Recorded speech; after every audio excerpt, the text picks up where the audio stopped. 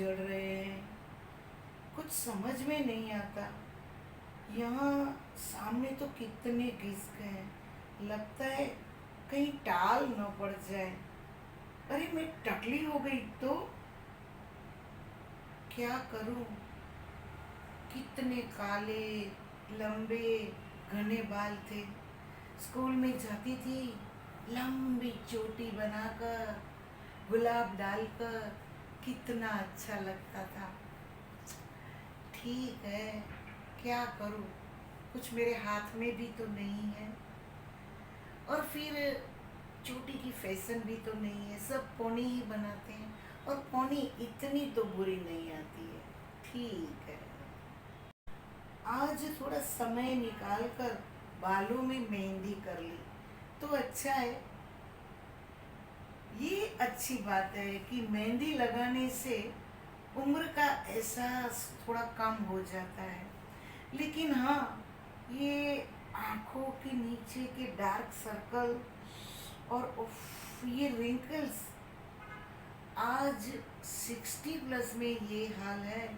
अगर मैं 70-80 तक जी गई तो इतने रिंकल्स आएंगे तो बाबा कैसी दिखूंगी? ओ माय गॉड, क्या करूं? और फिर पहले जैसी अभी फिजिकल स्ट्रेंथ ही कहाँ रही। कभी घुटनों का दर्द तो कभी कमर का दर्द। और पहले जैसी मैं भाग भी तो नहीं सकती। सोचती हूँ कि ये उम्र में ऐसा हाल है तो आगे अगर 80 तक जी गई तो क्या करूँगी? कैसे निकलेगा ये बुढ़ापा? सच में ये बुढ़ापा, ओ भगवान, क्या करूं? कुछ समझ में नहीं आता। अरे पगली, कौन? मैं, तेरे अंदर की आवाज। आज तुझे क्या हो गया है? तू ये गलत ट्रैक पर क्यों सोच रही है? आज के फास्ट और तनावपूर्ण जीवन में बदलते हुए आहार विहार एवं हवा और पानी इतने दूषित हो गए हैं कि ये सिर्फ तेरे ही नहीं, सबके बाल और स्किन पे इसकी असर दिखाई देती है। और फिर दिल तो बच्चा है, ये वही सोचता है, वही मांगता है जो अब हमारे हाथ में नहीं, जिसे दोबारा पाना मुमकिन ही नहीं। फिर वो बचपन की मासूमियत हो या जवानी का जोश। नेचुरली बढ़ती उम्र के साथ रिंकल्स तो पड़ती ही है। लेकिन हाँ, सुना है कि दिल के ऊपर कभी भी रिंकल्स नहीं पड़ती। तो दिल को ही जवा रख लो। और फिर शरीर की कमजोरी की क्या बात करती है? अरे मशीन का भी उपयोग ज़्यादा करते हैं तो मशीन भी खराब होता है, मशीन भी घिसता है। तो फिर ये तो शरीर है। शरीर बढ़ती उम्र के साथ शरीर के पुर्जे भी तो घिसते हैं, कमजोर पड़ते हैं, उसे भी तो ताकत की जरूरत होती है।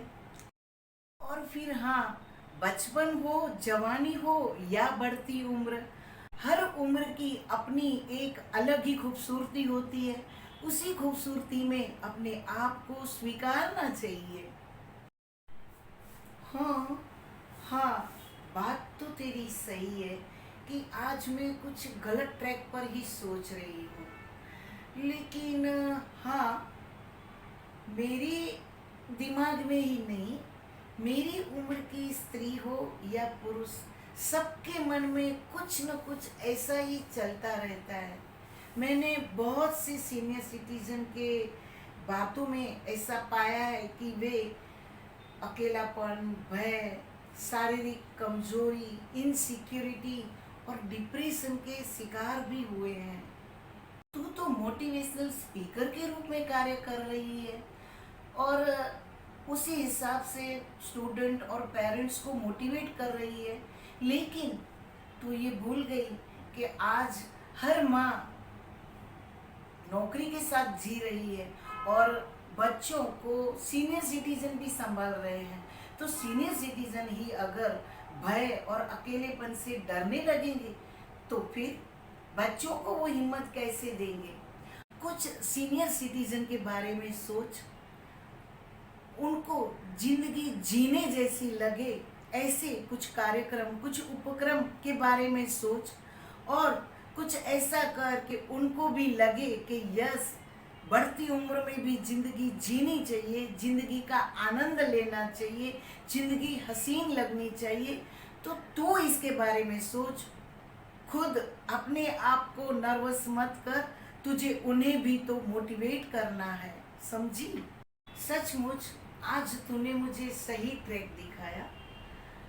मैं आज से सीनियर सिटीजन के लिए कुछ ऐसे कार्यक्रम, कुछ ऐसे उपक्रम के बारे में सोचूंगी और वो करने का भी पूरा प्रयास करूंगी कि वे सही जीवन जीने का आनंद ले सके। दर्शक मित्रों, हमारा नेक्स्ट एपिसोड जो जोश और मस्ती से भरपूर सीनियर सिटीजन स्पेशल रहेगा। मिलते हैं अगले एपिसोड में, देखना भूलिएगा नहीं।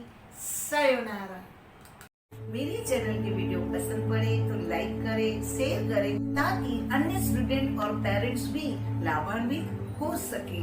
बेल आइकन दबाकर मेरे चैनल को सब्सक्राइब करें ताकि नेक्स्ट वीडियो में आप तक पहुंचा सकूं। धन्यवाद। जय श्री कृष्ण।